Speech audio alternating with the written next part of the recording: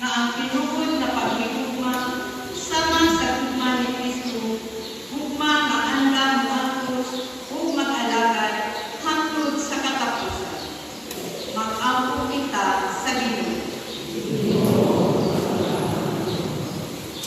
Alam sa mga tao na nagpasan og bulag nga krus sa kinabuhi, mga ginikanan nga gikapoy sa pagpanarbaho, mga pamilya na nag-antog sa kalisdan o kartong nasakitan o nakakyas aron hatagan sila sa Ginoo o kusog o paglaon sa pagpadala.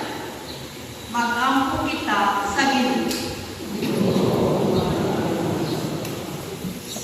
Alam ka natong tanan nga nagkatapong karon aron matunan nato og ikan ka Hesus sa krus, ang pagpadayon sa paghigugma, pagpasayo o pagbuhat ug maayo bisan kung lisod ang kinabuhi. Mag-ampo kita sa Ginoo.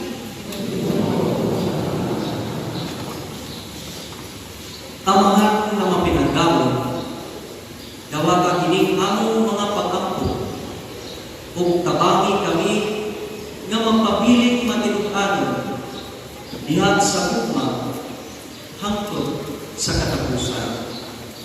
Pinaagi ni Kristo ang Ginoo. Amen. Palingkod mo dito.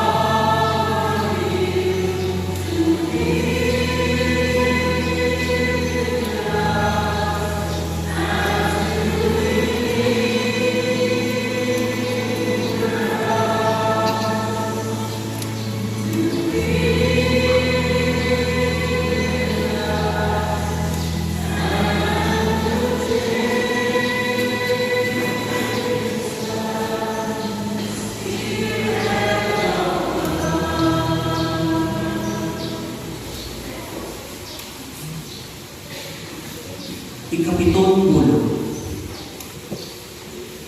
Amahan ko sa imong mga kamot, itugyan ko ang akong espiritu. Pinitay ni Architect Perpetuo Carambala ang basa sa Evangelyo, Mr. Robin Boy Fuentes.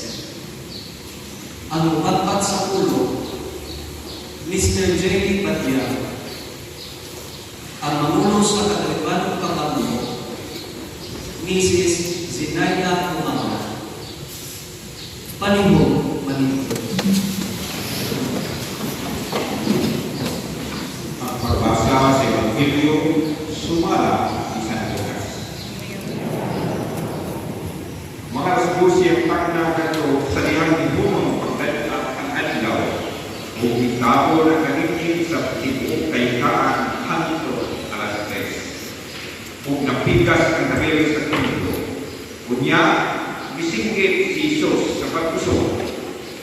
Amahan, itugyan ko sa imong mga kamot ang akong espiritu.